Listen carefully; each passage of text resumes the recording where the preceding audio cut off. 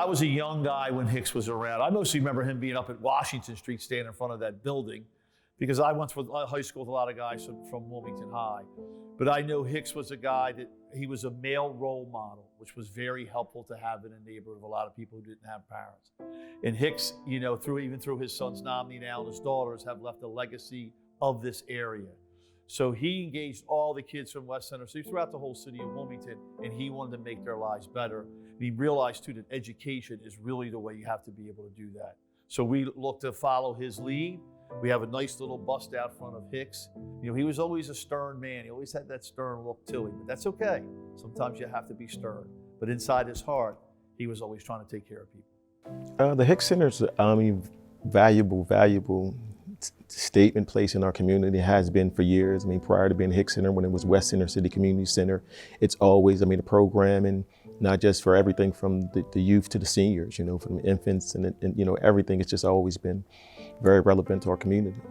Well, the William Hicks Center is the city's owned community center in the center of West Center City. It's a place where the children have an opportunity, and our seniors, to go and do what you do at a community center, and that's have fun. It's a whole barrage of activities. And I would say for most kids, it's a home away from home. It's truly, I mean, it's a place in which I think truly culminates my father's spirit. He was a person who was always giving, especially for youth and for our seniors, and just really pulling our community together. So that city being named in his honor was a great tribute. And I think it said a lot. I mean, for the work that he did for our city, even for our nation with the Title I program, bringing that here to our city and state, it really meant a lot just to recognize him in that city. I mean, in that center, in that part of the community that really had a great need at that time. It just hallmarked a great period in our lives where our city was really invested in our future, and he really spoke for the community. Well, Hicks-Anderson Community Center is the city's only community center. It's, it's been open for decades and decades, and to me it's most important for what goes on there, but it's also important for what it symbolizes. And over the years, it's sad to say, but Hicks has just declined. Its condition has declined and declined. And people have always talked about, they've asked whether it was worth tearing it down or trying to rehabilitate the building. And so frankly, nothing's been done. On top of that, Hicks had a security gate when you walked right in that gave you the impression that you were going into a prison. It was such a daunting edifice here. I mean, you had to go through the same kind of a check that you would if you're going into a corrections facility. And so we tore it all out. The front of the building, which was all concrete with little slats of glass, we just opened all up, and it's about 15 or 16 feet of glass. We want people to walk in there, feel welcome. And so we decided to rehab the building. We did a beautiful job of restoring it, but as I said, we made design features that suggested to people that this was a safe place, that it wasn't the kind of place that everybody had to be thinking about violence that you would do intuitively when you walked into a place that had this big security desk.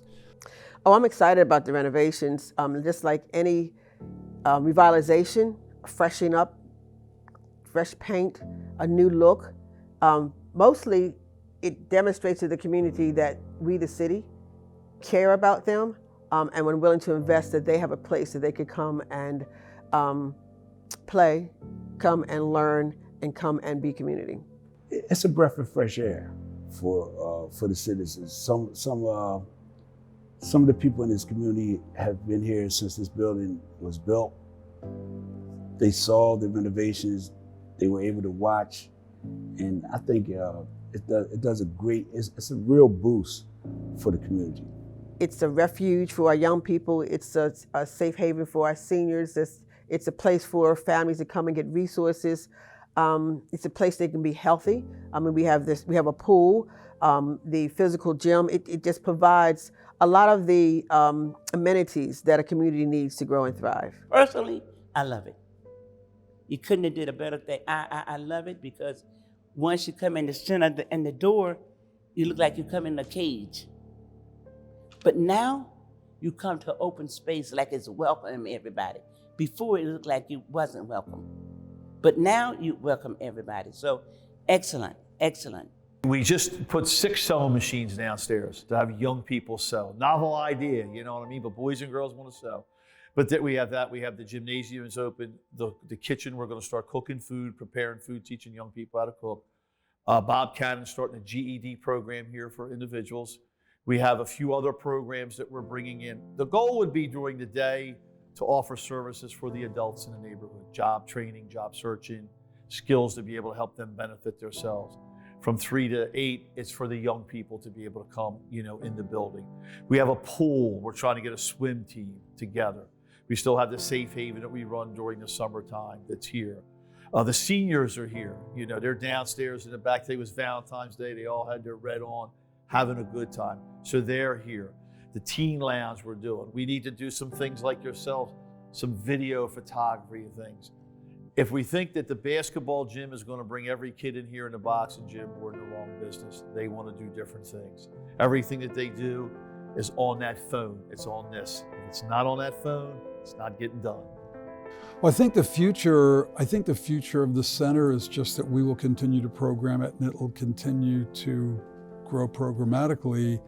There's still some things we want to do. I just think it will remain a high priority to keep it maintained very well. But I think the future of the neighborhood is what's really more important to me, and this is an important foundation for the neighborhood. It's a great organization to build off of as we try to improve young people's lives, improve the housing stock, improve the condition that our young people are brought up in, and in turn reducing violence and the kind of things that you're always trying to improve in your city.